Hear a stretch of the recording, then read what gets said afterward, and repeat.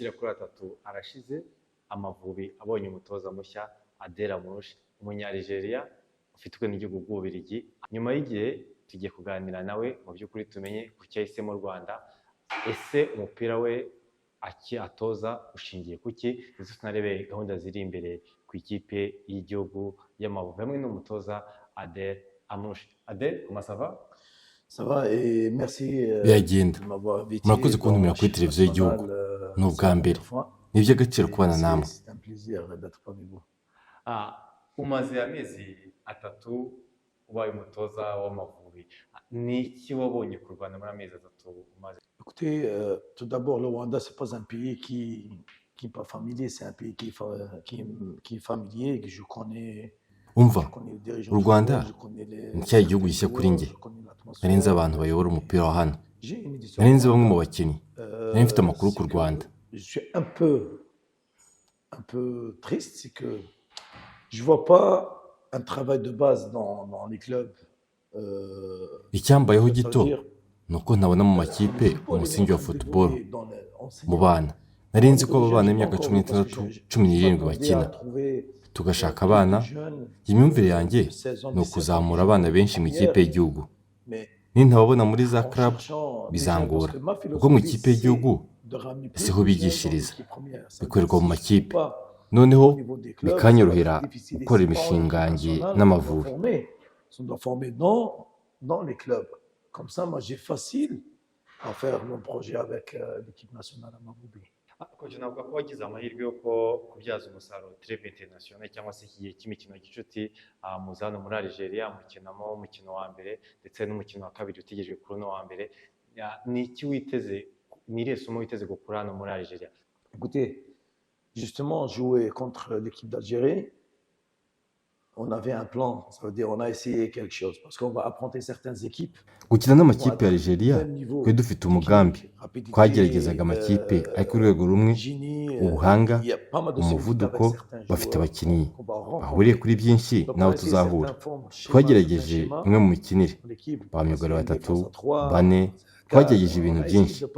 Igice cya mbere cyari ukugarira neza, gutangira kubaka umusingi w'ubwugarizi bukomeye. Igice cya mbere twakiye umukino twiyemeje. Igice cya kabiri turahindura tujya mu mukino usatira. Yari amahitamo n'imyiteguro y'imikino idutegereje imbere, gukora ku kwigirira icyizere, uhure n'amakipe yo muri uru rwego, guha umwanya abakinnyi ngo bipime, bahure n'abakinnyi bo ku rwego rwo hejuru bakina mu makipe akomeye, tubakuremo kwitinya. Ntibibagirwe ko dufite abakinnyi bakina imbere mu gihugu benshi. Nabaye amahirwe, turakorana cyane. D'affronter des joueurs de certains niveaux qui sont à la classe mondiale, qui jouent dans des grands clubs européens, d'enlever le complexe à nos joueurs. N'oublie pas qu'on a des joueurs locaux. Et ces joueurs-là, je leur donnais la chance. J'essaie de travailler sur eux. Je suis content de l'attitude de Claude, notre back coach, left back. On a pu le libérer. Il a commencé à. Nyuzwe cyane n'imyitwarire ya Claude, uyu nguyu ukina inyuma ibumoso. Twamuhaye ubwigenge, yatangiye gukina uko abyumva. Ni byiza. Naje ari umukinnyi utarenga umurongo ugabanyukirwamo kabiri, udashobora gutera umupira wavamo igitego. Umukino umwe abikora rimwe. Twaraganiriye, ndamubwira, Claude, ndakuzi imbere, uri umukinnyi ukina, watanga ibirenze ibi. Irekure, genda, turi hano kugufasha. Uko twakoranye ni nako tuzakorana n'abandi. Ntibagirwe ko Fiacre ni umukinnyi mwiza, ariko ntakina. Tugomba kumurinda, ntitugomba kumujugunya. Mwibuke ko dufite abandi bazamu beza, Pierre Nahazaza, uhake n'umuzamu mwiza. Tugende intambwe ku ntambwe, ntawahita uhindura byose. Ni ukugenda gahoro gahoro. Umukino wa mbere byari ukwikuraho ubwoba. Twerekanye ko dushobora gukina umupira wacu. Twerekanye ko dushobora gukina umupira. Dukine umupira wacu. Dukinire hamwe. N'ubwenge dushyize hamwe. Kwihuta, gufashanya, tunashyiramo guhangana. Celui-là, c'est pour le faire. Ça veut dire un jeu collectif, un jeu qui est basé sur l'intelligence collective, c'est basé sur des mouvements, habilité, transition, avec plus d'agressivité. Il y a certains joueurs qui n'ont pas pu s'adapter directement. Le championnat local, c'est pas le championnat international. Je suis pas cité de nom, c'est entre moi et mes joueurs, je vais régler ça avec eux, mais il y a certains joueurs, c'est pas le niveau, c'est pas le niveau. Donc, hari abakinnyi batahise bashobora kubyumva kuko shampiyona yacu si mpuzamahanga. Hari abakinnyi bamwe batari ku rwego, haraburaho akantu kuko icyo mbasaba ni uko bagomba gukomera mu mutwe. Umukino wa kabiri ngarutse ku kibazo cyawe, ni abakinnyi bamwe bigeze gukina ikipe y'igihugu, ni ivomo ry'abakinnyi ikipe ya mbere, ni abanyamwuga bafite imishahara myiza, ku rwego rwiza, bakina Champions League. Bizaba bikomeye kurusha ikipe ya mbere kuko urashaka kubyerekana ngo bajye mu ikipe ya mbere. Ikibazo twe ibyo ntitubifite. Umutoza aba ashobora gufata muri aba, twe abo dufite ni aba, tugomba gukora cyane n'amakipe. Mfite amahirwe kuba bishinzwe tuganira babyumva babone icyerekezo cyanjye. Nizera ko hazaza bizakunda, tuzakora akantu. Je suis content que les gens qu'on échange et ils sont positifs à ma vision. Donc, j'espère que dans le futur, on va arriver à faire quelque chose.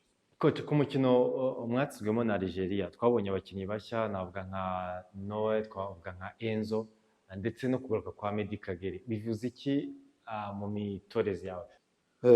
Il y a aussi Brian et Kavita. Ouais. Donc, Enzo, donc il faut chercher les jeunes, c'est l'avenir. Hari na Ngwabije na Kavita. Enzo, tugomba gushaka abakinnyi bato, aho n'ahazaza. Sindi umutoza ujya ubwo gukinisha mu kibuga bato, bashyira mu mukino ngo bakine neza. Turabategura. Nishimiye uko bakinnye, baracyafite byinshi byo gukora, gutanga. Tuzabakosora ngo bashobore kwirekura. Nta kinyuranyo kiri muri aba bakinnyi bashya n'abasanzwe. Ni itsinda ryiza. Il y a un bon groupe.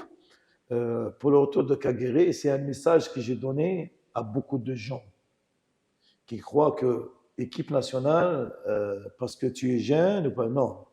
Ça veut dire que tu vas aller chercher quelqu'un. Ni ubutumwa nashakaga guha abantu benshi bazi ko ikipe y'igihugu ari iy'abato. Oya, ni ugukora. Ushobora kujya gushaka umuntu nkamuzana mu ikipe y'igihugu, simbihisha. Niba Kagere ari hano, ni umushinga wanjye njyenyine kandi wumvikana. Ni ubutumwa ku bakinnyi.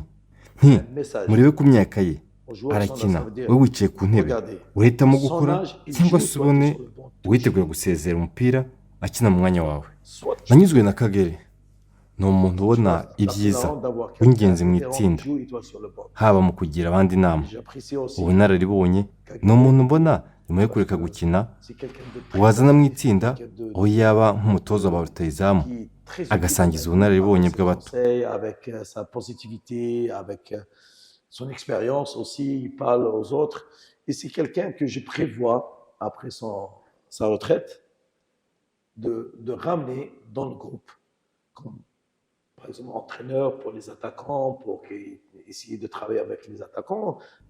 Tuzakorana n'abahoze ari abakinnyi baze mu ikipe y'igihugu n'ubatera imbere, bazana ubunararibonye bwabo ku bato. Gusa bagomba gutoramo abafite ubuhanga, imyitwarire myiza. Kagere rero ni intangarugero. Yahoze ari kapiteni, yatsinze ibitego, ntigeze atera umugongo ikipe. Ni umuntu ubona ibyiza. Dukeneye abantu nk'abo kuko nzazana abana bakiri bato. Ndabivuga mu buryo bwumvikana kandi ndizera ko ubutumwa bwatambutse neza. C'est quelqu'un de positif.